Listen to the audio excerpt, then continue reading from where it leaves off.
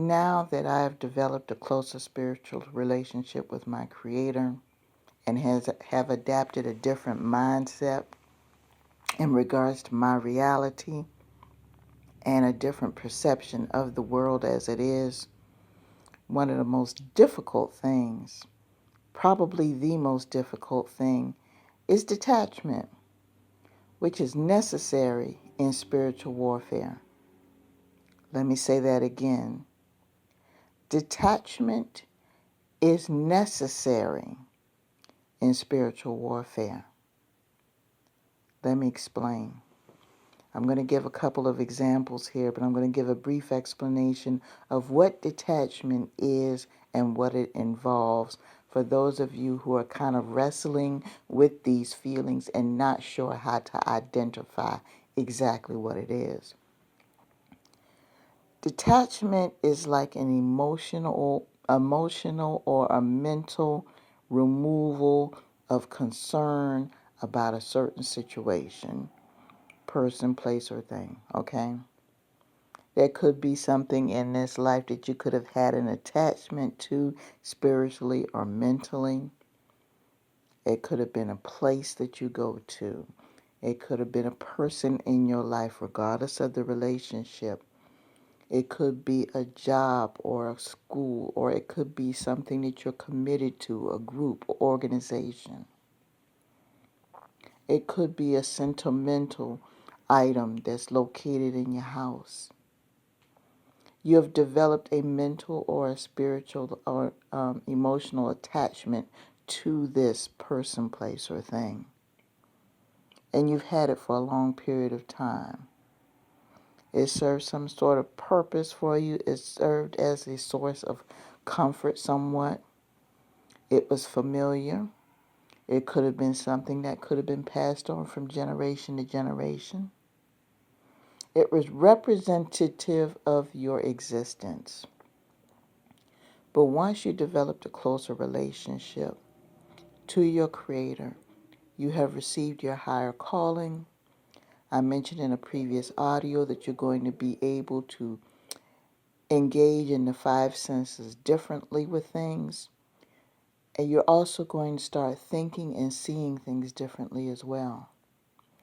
And a lot of these things that you were attached to, people, places, and things that you were attached to, had certain people that were associated with them that do not fit in with your new calling. So what you may have to do is you may have to detach yourself. You have to figuratively move away. It's like a situation where you have a hot stove and the child may want to touch the stove, but because they had already been burnt before, every time they see that stove is on, they don't go near it because they've already been burnt. Detachment usually occurs when an otherwise normal situation goes abnormal because of an unfortunate incident. It could be trauma. It could be some kind of catastrophe, whether it's physical or otherwise. It could be just negative energy being present all the time. It could be the fact that these things that you formerly valued in a previous life do not serve a purpose in your new life now, because you got to understand that when you become a spiritualist, you seek purpose in everything, to the point where you decorate your house differently. You might move a couple of things around or remove some things or add some things, because now you are trying to live in your purpose. And in order to do that, you have to have purposeful things in your environment, purposeful people in your environment. I'm not saying that they have to think and breathe and act just like you. That's further from what I'm saying, because when you become a spiritualist, you accept the fact that people are different and that there's beauty in many things. So you're less restrictive now. You don't have so many expectations and desires on people. You are acceptive of the fact that the Creator created all of us in different places at different times and in different circumstances. You've accepted that. You don't allow any unsaid rules or unwritten traditions or baseless perceptions or any type of doctrines that are created by people with conservative values. You don't believe in exclusion. You no longer operate in that energy. So because you have a broader frame of mind, that could be the source of contention for people that you used to know previously in your previous life. And when I say previous life, I mean your previous existence within your current existence. The way you used to think and be, the old you, so to speak. Some of those people might not like that. And they feel that energy. And what's the hurtful part is that in most cases, these are people that are the closest to you because, see, they're still stuck in the muck and the mire of of expectations and traditions. And some of those expectations and traditions you now see are not good. The light bulb has come on. Now understand, there's a lot of people in this life, once they realize that those traditions and expectations that they were brought up with were useless and baseless, for some of them, they do not want to live anymore because they suffer so much of a breakdown because these traditions and beliefs have become so much of their existence, they do not want to be here. Because they don't want to accept the fact that they've been living a lie. So when they see that you are living an ulterior lifestyle, for lack of a better word, they can't deal with it. And some of them leave you alone and let it go. But a lot of them are trying to drag you back in. It made me think about The Godfather 3, and I'm a fan of mafia movies. I'm also a fan of De Niro and Pacino, God rest his soul, Brando. I like the gangster pictures. Not because of the blood and the violence or anything, but because of the brute honesty of their existence.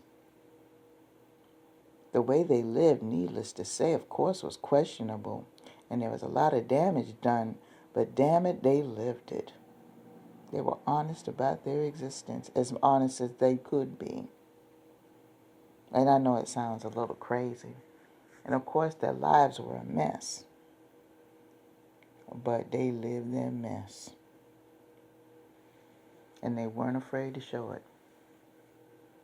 But there was a phrase in The Godfather 3, and for those of you who haven't watched it, stream it, check it out. As a matter of fact, don't watch 3, just watch the whole trilogy, please, because it's kind of hard to watch 3 if you haven't watched 1 and 2. And we're talking about decades, because 1 was made in the early 70s, 2 was made in the late 70s, and 3 was made, I think I want to say the late 80s, early 90s. But anyway, Michael, who was the Godfather, is older now, and he's suffering health issues, complications of diabetes. And he was trying to get out of the business finally.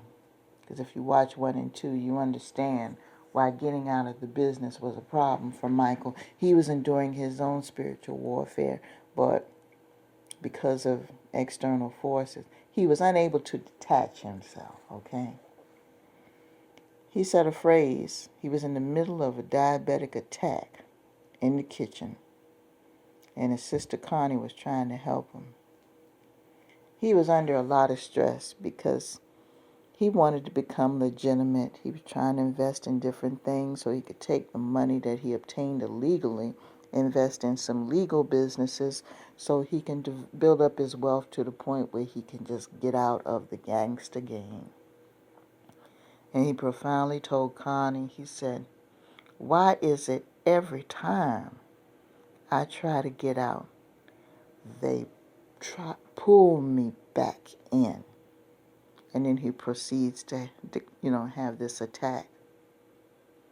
That's what detachment is about, people.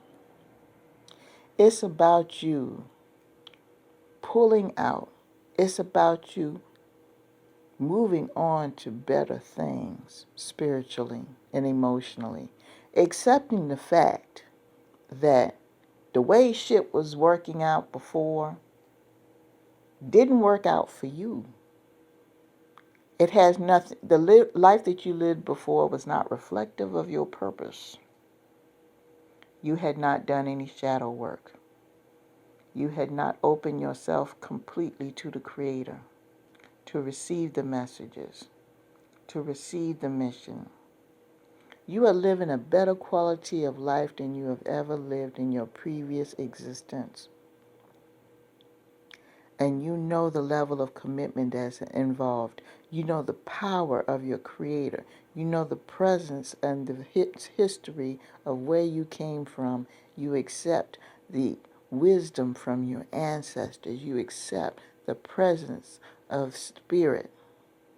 You've accepted these things as living, active beings in your day-to-day. And because of that, the way you approach and deal with things is going to be different, and that's going to trigger some of the people that used to be in your life. Excuse me, that was a motorcycle that just went by. It's motorcycle season around here. Anyway, so because of this, and because you have accepted the fact, for not because you haven't tried, because you have tried to reach out and let people know, this is how I'm being, this is how I'm thinking, and this is how it is. You even tried to include people in your new existence. But they're stuck in the old world. You even tried to understand why. But they're still stuck in the old world. They're still stuck in the old perception of you. They're still stuck in what you did and what you didn't do and how you should have done that and how you could have, would have, should have all day long without trying to fix what's going on in their own lives. Because that's the energy you tolerated. But Spirit says it's not accepted anymore. So the only thing that you can do is detach yourself. And if you're like me, it hurts sometimes when you think about it. I used to cry about it. I don't cry anymore. Tears dry after a while. They have to. They have to. Because every single day you see more and more blessings because you've chosen this path. And you've developed a mindset that, you know what? Fuck it. This is the way it's going to be until. And if they can't deal with it, they can't deal with it. See how your tears have turned into detachment. This is what happens. This is what happens in situations where you try to include people and allow them to be a part of your life who don't understand, and you do it out of the kindness of your heart in hopes that they do understand, and they do nothing but try to create havoc and confusion. And you're not having it in this life. So you have to detach yourself. The world tries to tell you if you're detached, you're cold, you're mean, you're evil. Sometimes we need a little cold in order to live. Sometimes you have to be cold. Being cold is not bad sometimes. Sometimes that's the only thing that will solve a problem, is to be detached. You're not even concerned anymore whether or not these people even receive the light. You've accepted the fact that they're going to live in this illusion as long as possible. It is what it is. See, this is where loving from a distance is necessary. You've tried to be a part. You've offered the olive branch. It was spat on. It was stomped on. You cannot keep going back. It's a form of emotional self-mutilation to people that you know don't get it. You can't. You can't bend over backwards. You can't let them have their level of space in your life that they've had before. They can't live there anymore. They've been evicted. And once you accept that and trust and believe that Spirit will lead you to the people, your tribe, your people that you should have been with, trust and believe in that. You will be blessed even more. So detachment's not a bad thing, people. Sometimes it's necessary for you. Got up early this morning, went to the bathroom, freshened up a little bit, and I looked in the mirror, and all I saw was me. When I got out of the bed, I got out of that bed, me, out of my bed, and went into the bathroom and looked in the mirror and saw me. And for the most part, all of you are going to do the same. This is who you deal with when you see first thing in the morning before anybody else. Even before you roll over and look at your mate, is you. Detachment is necessary, people. Understand that. And with that, I'm going to go ahead and let you go. Peace to you.